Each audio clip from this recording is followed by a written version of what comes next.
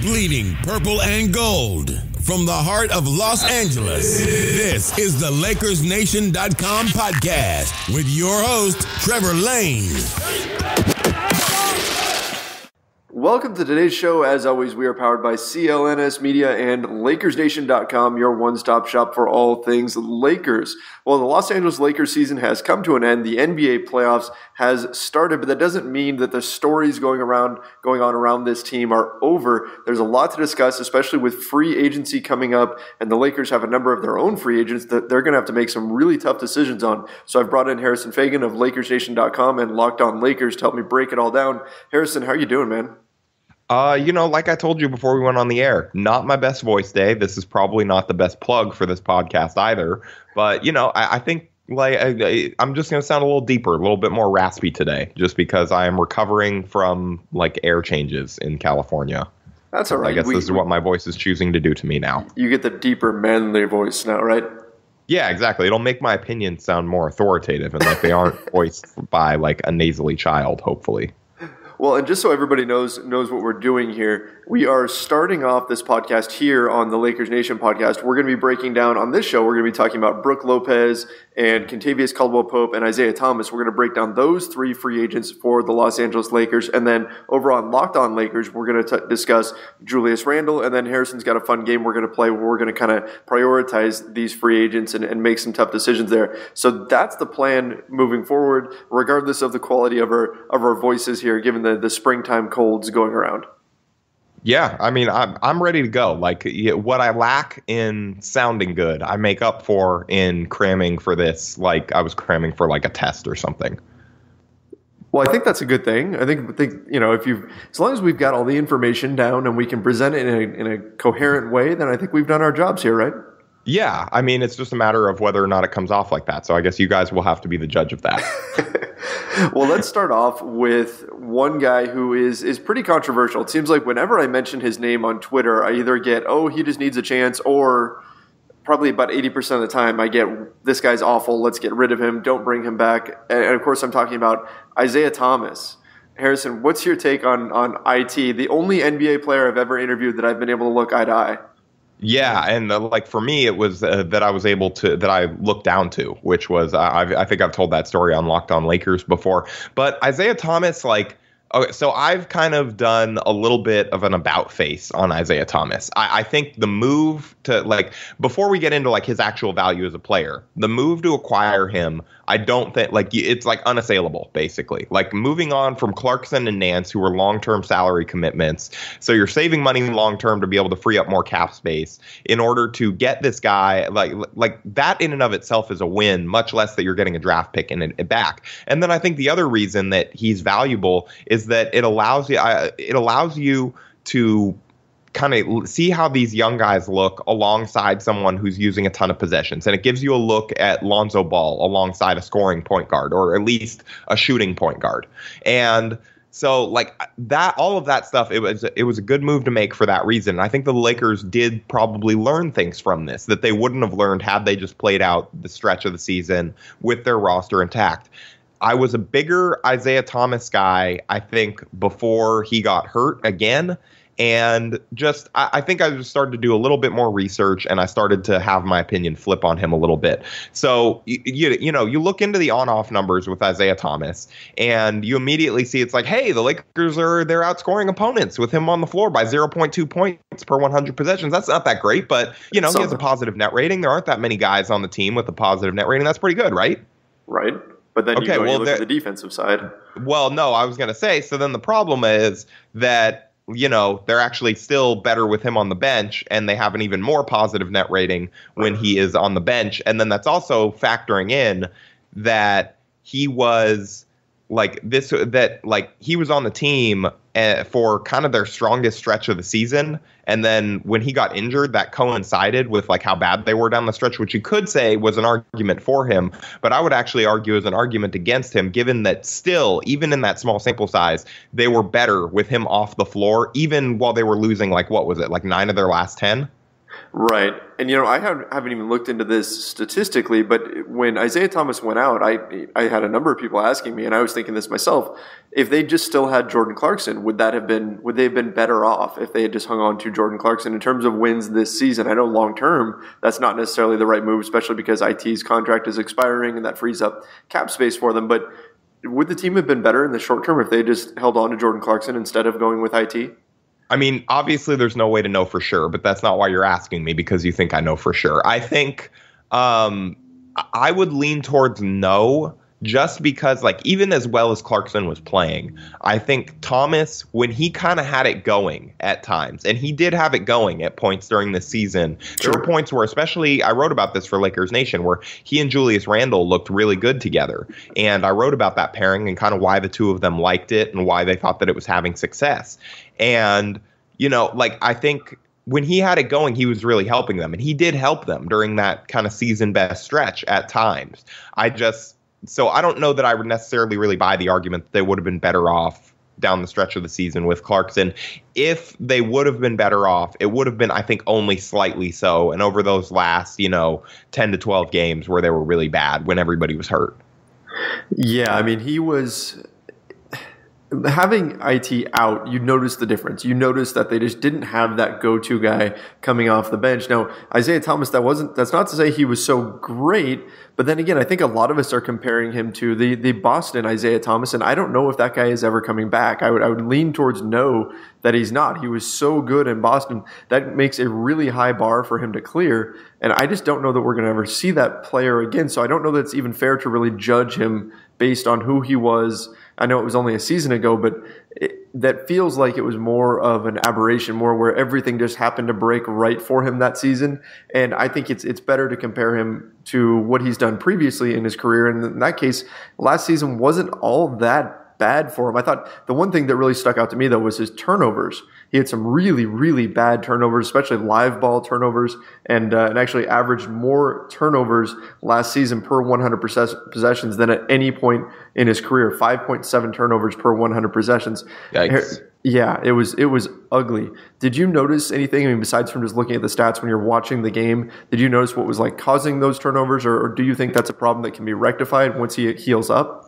So I think that you mentioned, your point is taken, and I agree that it's not fair to compare him to MVP Isaiah Thomas, especially because, we know with these hip things that it takes a while to heal. And so maybe, there's a world where maybe he ends up being better next year than he was this year. I don't know that it's a certainty, but there's a chance that, and I'm sure that the people that want Isaiah Thomas back would say that that's probably a pretty good chance. But I think, you mentioned the turnovers and what I think causes them.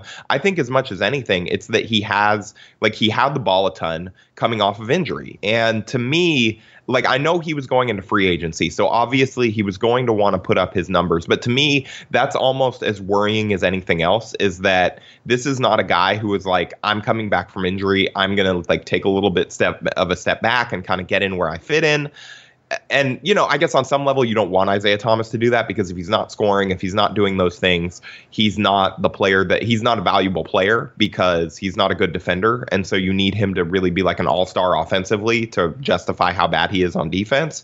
But he had it is a little bit worrying to me, I'd say, that he had the fourth highest usage rate of his career with the Lakers down the stretch. And then he also had his highest percentage of unassisted field goals since his time in Sacramento, which the fact that he was taking a higher percentage of his shots were coming on unassisted shots than they were even in Boston, where he was kind of the centerpiece of their offense and was contending for MVP, is a little bit worrying to me, that he was just all these are good shots and I'm just going to keep taking them because I can show people how good I can be, coming down the stretch of a season in which he had been really bad and was really hurt. And I think some of that, it goes back to that stubbornness and that, pardon the, the Laker lore or whatever, but like the Mamba mentality that is why Kobe kind of has taken him under his wing and that kind of thing, is that Isaiah Thomas is not willing to admit that he is not the best player on the floor anymore.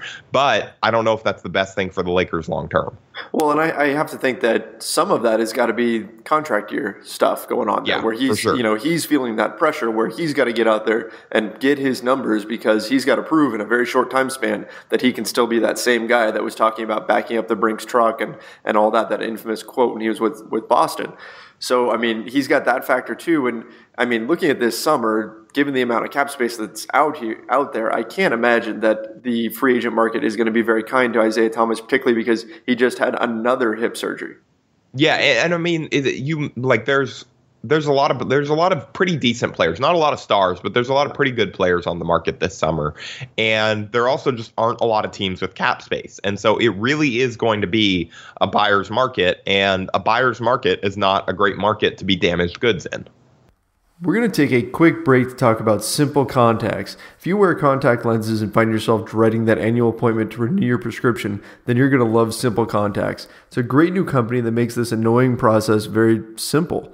Simple Contacts lets you renew your expired contact lens prescription and reorder your brand of lenses from your phone or computer in minutes. Simple Contacts brings the doctor's office to wherever you are, wherever you need it. You can take the Simple Contacts vision test online in 5 minutes. A real doctor reviews it and renews your prescription.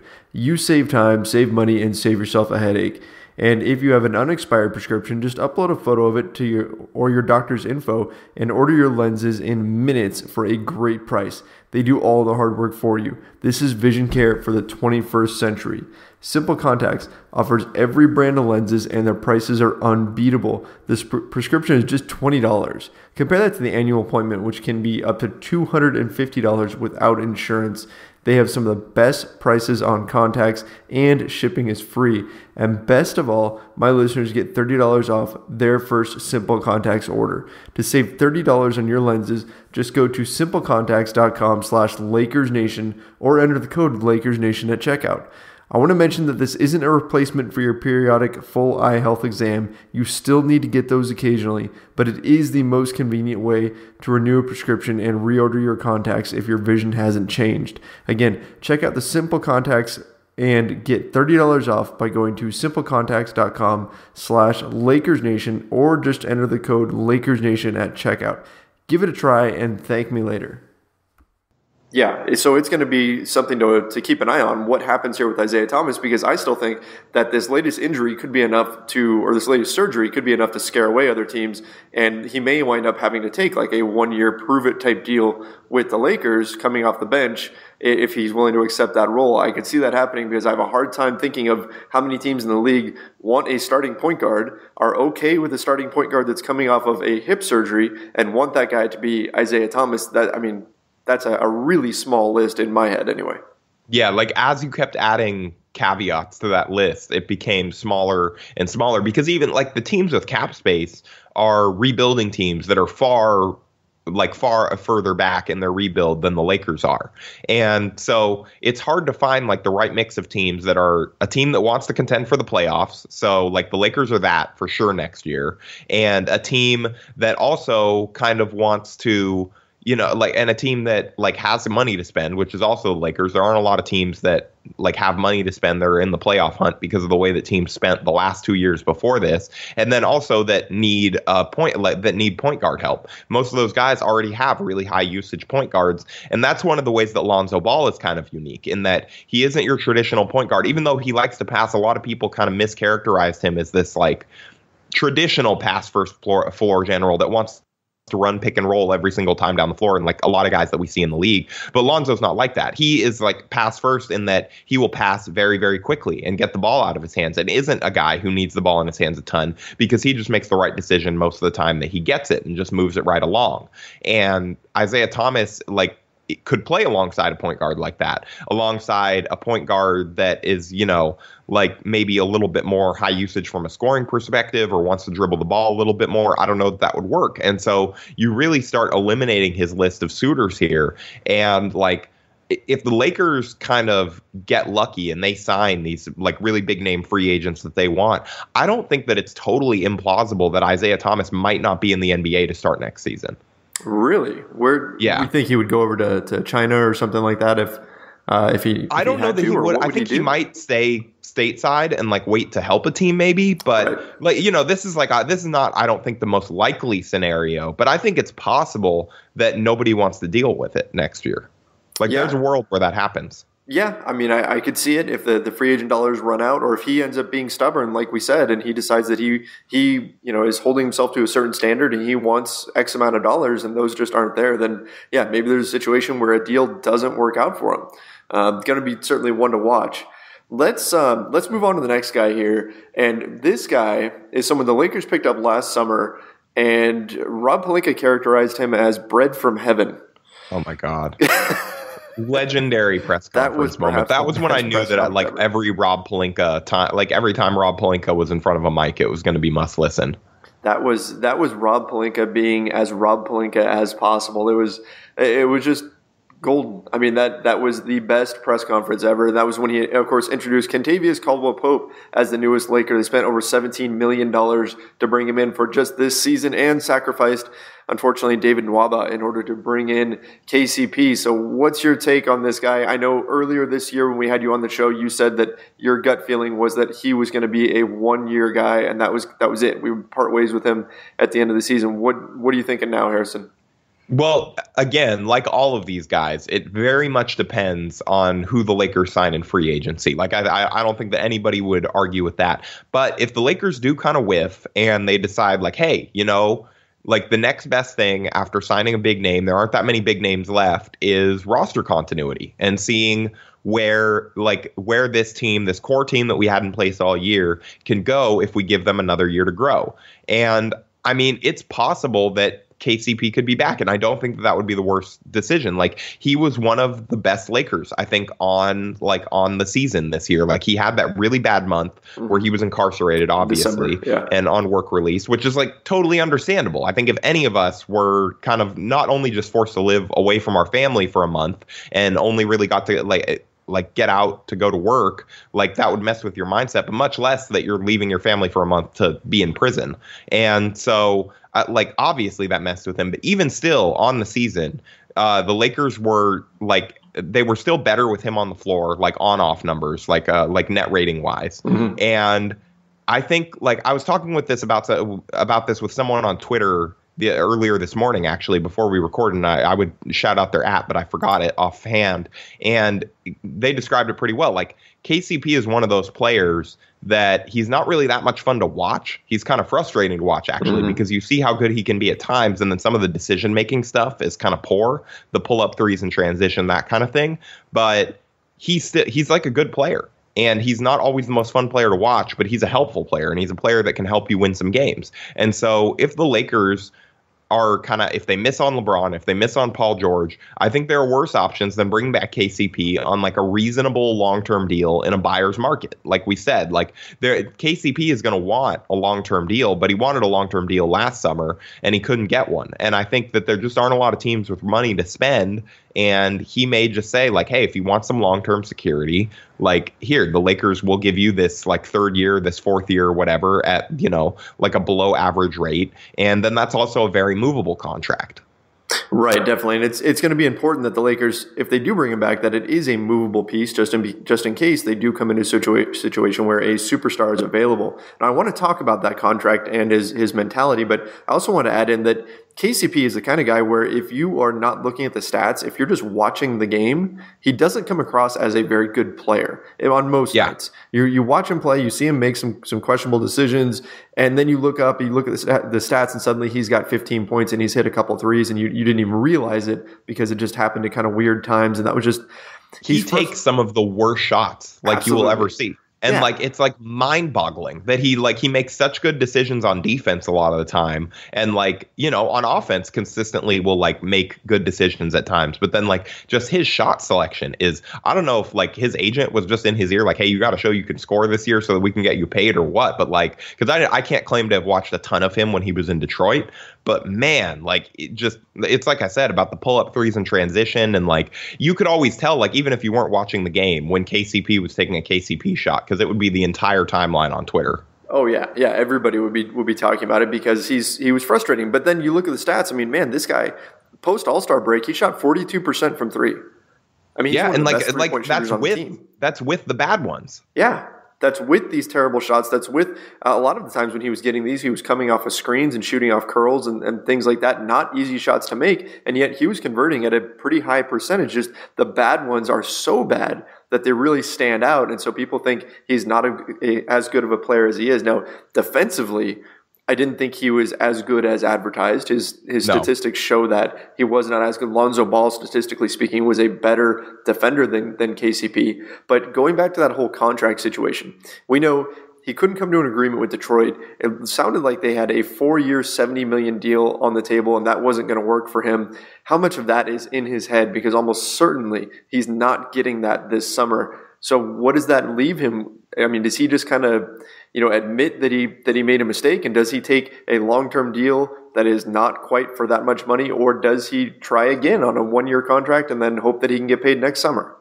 If he tries again on a 1-year deal, then that makes the Lakers, I think, an even more likely possible destination, unless he just decides like, hey, I'm going to take far less than my worth this time and go to a really good team so that I seem more desirable. But if the Lakers are willing to offer him above market value again this summer, and maybe it's even a situation where he comes in and let's say maybe they only get LeBron. Or something like I don't know. There are a whole lot of worlds where they only get LeBron, because I think that part of the draw is having other guys. But maybe can we even say only LeBron? I just mean LeBron, that's it. I just mean no other big name free agents. Obviously LeBron is better than oh man, they just got LeBron. What are they going to do now? That's terrible. No, I just meant as in they don't get another big name guy. Then the agent connection there, that's a real thing for players a lot of the time. Mm-hmm. We've seen it in Cleveland, the way that LeBron has consistently gotten clutch clients paid. And so if LeBron comes, I think it's almost if the market dries up for KCP, I think it's almost more likely he's back in LA, because he's at least back in a situation where, his management is on some level running the franchise, all due respect to the current front office. Yeah, absolutely. I mean, in LeBron, he's going to have a say in things. That's just the way it is. You don't get to bring in LeBron if he doesn't get a say in things. Right. Yeah. If LeBron is there, then KCP probably stays, just because then he's got that big LeBron-sized shield in front of him where he gets to do whatever he wants to do out there, because he's part of Team LeBron, or I should say Team Clutch Sports. You mentioned his play last season, and comparing it to this season that you hadn't watched a lot of Detroit. He actually was a bit more of a chucker last season with Detroit than he was this season with the Lakers. Fired up per 100 possessions, put up 18.5 field goals with Detroit, 15.5 with the Lakers, and shot at a higher percentage with the Lakers. So we actually saw an improved version on offense of KCP. So yeah, he got a little more selective, got a little more efficient. So just I guess the question is, can he dial that back and still be effective on a good team? Because we've never seen him on a good team. No. And so I think that's the interesting thing to watch with Kentavious Caldwell-Pope. And I don't know, ultimately, we just don't know. Yeah, he's going to be a question mark. Guys, we're going to take a quick break so we can talk about a problem that isn't always comfortable but is important. Sexual performance issues are more common than you think. Over 25% of new ED cases are guys under 40. The solution to this problem is 4hims.com, a one-stop shop for hair loss, skincare, and sexual wellness for men. Hims connects you with real doctors and medical-grade solutions to treat ED. They have well-known generic equivalents to name-brand prescriptions to help you combat ED. No snake oil pills or gas station over-the-counter supplements.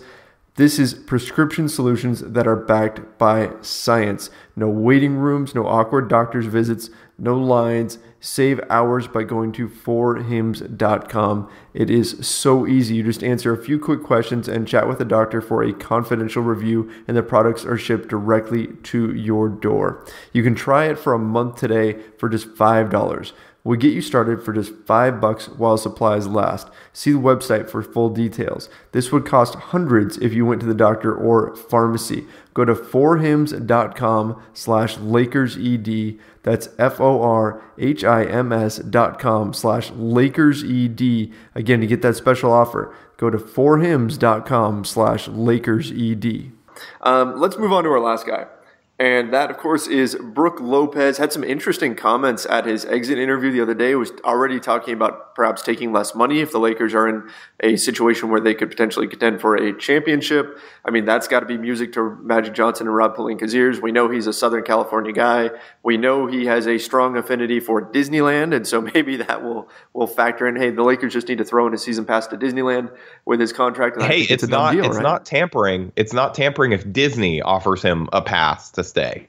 Right. You know, like it's not circumventing the cap if like Disney is like stay Brook and they put up like billboards in Disneyland, make him an official Marvel Universe character, like all that stuff. That we just need to figure out if there are any Disney executives listening to this and you're a big Laker fan, this is what you need to do this summer, okay? Like we're outlining the blueprint. Oh, I think that would be a done deal. If you let Brook Lopez walk around Disneyland in a Groot costume, I think that would be it, right? Like hire him to play Groot. Like they no longer CGI him. It's just all makeup. That'd be perfect. That would be a done deal. He'd be a Laker for life at that point. Yeah, he could be Groot during the offseason. He could be, Chewbacca, like all these characters that he loves. In all seriousness, he turned in a pretty strong performance this season. Kind of got off to a bit of a slow start, but post All-Star break, his numbers looked really good. Of course, everybody harps on his rebounding numbers, but if you look at everything else, he was in the top 5 in shots contested per game. So he was really trying on the defensive end. We saw him, showcase his rim protection a little bit. He is not, one of the top shot blockers in the league or anything like that, but he makes a real effort in there. He makes an impact, and the way he stretches the floor, I thought was critical to Julius Randle, who we're going to talk about over on Locked On Lakers. So what's your take on Brook Lopez? Because I'm pretty high on him, and personally, out of these 3 guys that we're talking about, he's the one that I would want to bring back the most. Oh man, come on. You can't give it away yet. So the Lakers, my feelings on Brook Lopez are mixed because you have to decide like what stretch of play and what style of Brook Lopez and what numbers you're believing in a little bit more, because early on in the season, they were a lot better with him on the floor defensively. And I think a big part of that is the contests. Like you mentioned, he was a really huge part of their defense. They were driving guys into him. And, unlike when the Lakers tried the verticality plan with Roy Hibbert a couple years ago, it actually worked. Like Brook Lopez was actually affecting shots. Yep. Teams were shooting like demonstrably worse with him on the floor. And then we saw that trend start to flip a little bit in terms of the Lakers no longer being better off with Lopez on the floor later in the season than they were. Like his numbers started to flip, and now like by the end of the season the Lakers were like pretty demonstrably worse with him on the floor than when he was on the bench. But I also think that part of that is just that he was still in the lineup for that late season badness that they had. Yeah. And I think that the Lakers as a whole regressed defensively. And so if most of his value was coming on defense, then if all of the team around him is crumbling and the defensive foundations are crumbling, like Brook Lopez is not your defensive player of the year like Rudy Gobert. Like he's not going to go and affect the defense by himself. Like it has to be a bunch of guys in concert, which is why I think like I buy into that early season stretch a little bit more as far as the defensive end goes, just because I think if you have Brook Lopez on a good team with a bunch of guys that are really locked in to defending well and defending hard and defending according to the plan, then he's a guy that can really help you. And if the Lakers bring back max free agents and Brook Lopez is willing to take less to come back and space the floor on offense and then be a shot contester around the rim for 25 minutes a game, like that's kind of the perfect guy that you would want in that situation. Like I guess the perfect guy would be a guy like Clint Capella or whatever, but like for the money, the perfect guy like that they can spend, like the perfect guy would be Brook Lopez. Right. Yeah, definitely. He's got, the floor spacing, I think, is critical for the Lakers, especially if they're going to have somebody at the 4 that isn't able to step out and consistently hit threes. And that, of course, I'm talking about Randle there. But when you look at what Brook Lopez did this season, he started to showcase his back to the basket game a little bit more as the season went on. They started lobbing the ball into him and letting him go to work on the offensive end. So even as his defensive numbers decreased as the season went on, his offensive numbers actually improved. And I think you're hitting the nail right on the head when you're talking about the injuries and things like that being a factor, because if you've got Lonzo Ball on the perimeter, if you've got Brandon Ingram on the perimeter, that's a big difference compared to Tyler Ennis being the guy that you're hoping is going to keep guards out of the paint and sort of protect Lopez a little bit That makes his job so much more difficult. So I think you absolutely have to factor that in when you're looking at Lopez's overall value on the defensive end. And just like the amount of minutes he played with Isaiah Thomas. Like even if Lopez was just as good of a defender during that stretch, having Thomas on the floor just pokes a lot more holes in the defense, which aren't like reflected by team-wide defensive numbers, like for a player or whatever that like reflect the whole team. So I think like that probably hurt his value a little bit, like from a like numbers perspective. And I still think like you said, he's the perfect big. It's amazing that it took so long for it to happen, but he's the perfect big to play next to Randall on a lot of levels. And also, even if Randall's not back, to play next to a guy like LeBron or a guy like Paul George, because those guys need space to operate inside and space to get to the basket. And Brook Lopez, as a 7-footer that can shoot like league average or better from 3, is a guy who can create that for them.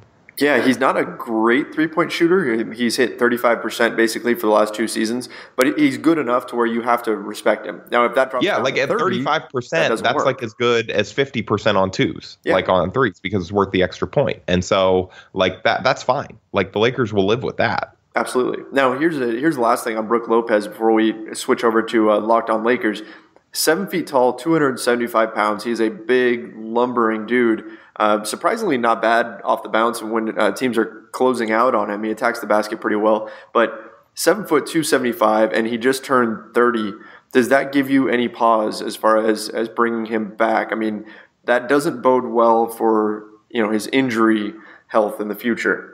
No, because I think the only way that the Lakers are going to be bringing him back is on a short-term deal anyway. I can't see them giving him a ton of money long-term, because I don't think any other team is going to, and they only have to like match or beat, unless they negotiate against themselves, they only have to match or beat what the rest of the league is willing to offer. And so I don't think that they're going to give him a bunch of long-term money anyway. And he was healthy this year. He was relatively healthy last year, if I remember correctly. And so I think he'll be all right. Like, I mean, for one more year, at less than like market value, I wouldn't be that worried about it. All right. Well, yeah, we'll have to see what the Lakers end up doing with Brook Lopez. Like, if they signed him for 4 years, then obviously, then there's some concern.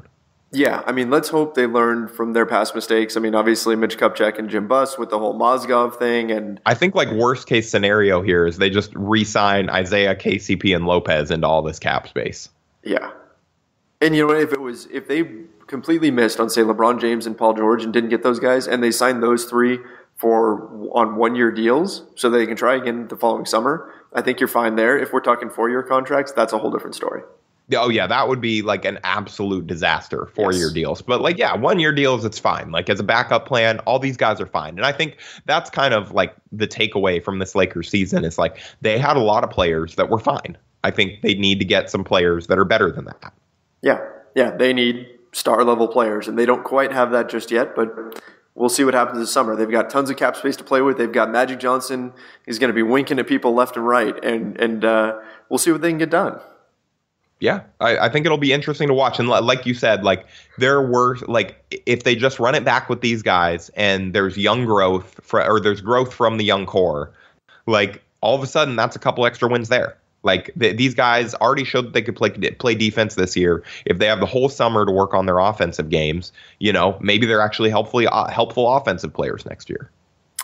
Very well could be. I mean, hey, if that happens, we could be talking about a playoff team here. Although maybe I should just cross my fingers on that because I don't want to jinx them at this point. But I think we're too early to talk playoffs, Trevor. You got to calm down just a little bit. I'm already even though I tweeted the other night this was the last non-playoff team for a while. So I guess I maybe need to calm down a little bit too. Well, let's hope that you're right on that. I think that should pretty much wrap it up here for the Lakers Nation podcast today. Big thanks to Harrison Faigen for coming on. You can find him on Twitter. It is actually at HM Faigen, right? Or has it changed to like 50 different things at this point? No, it's actually at HM Faigen, despite what my normal co-host will tell you. Well, Harrison, thanks so much for coming on. And we're going to go jump over to the Locked On Lakers podcast right now, and we're going to talk about Julius Randle, and then we've got a game that we're going to play with all of these guys. So make sure you guys go and click on that one and check it out because this is going to be a real good one to kind of finish up this 2-part episode here. Thanks, everybody, for listening. Make sure you head over to iTunes and rate, review, and subscribe to this show. My name is Trevor Lane. You can find me on Twitter at Trevor_Lane, and we will see you next time.